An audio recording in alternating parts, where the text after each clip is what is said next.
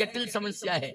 बहुएं खुश हो गई, महाराज आज आपने कम से कम कहा तो हमारे पक्ष की बात है। हम देख रहे हैं ना, सबके चेहरे देख रहे थे, सब खुश हो गई कि महाराज ने कम से कम हमारे मतलब की बात कही। आज हमने बात मतलब की नहीं कही, सही कही। हमने जो बात कही है वो सही कही है। इसलिए जो समस्या बढ़ रही है वो भ्रम के कारण है, संशय। अब इस संशय को कौन समाप्त करेगा?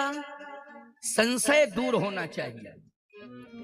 तो संशय को अगर दूर करने वाला कोई उपाय है और सरल से सरल उपाय है तो हर घर में हर व्यक्ति को रोज रामायण पढ़ना चाहिए, संशय अपने आप दूर हो जाएगा।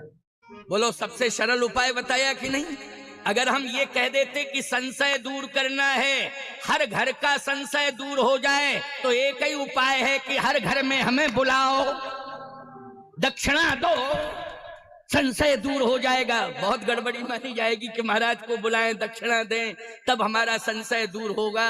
नहीं नहीं नहीं, हम अपनी बात कहते तो हमारी बात तुम बिल्कुल नहीं सुनते और न सुनना चाहिए, लेकिन रामायण की बात अगर हम कह रहे हैं तो तुम्हें मानना पड़ेगा, सुनना पड़ेगा, इस पर चलना पड़ेगा।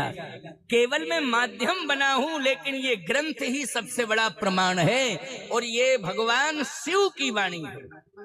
समझ में आ रही है बात कि नहीं आ रही है भाई? है ना? समझ में क्यों नहीं आएगी?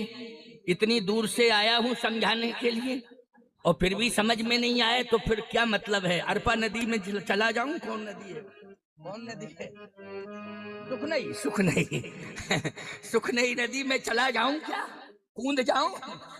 बोलो, जब इतनी दूर से चल के आया हूं, समझाने की कोशिश कर रहा हूं, तो क्यों नहीं आएगा समझ में? समझ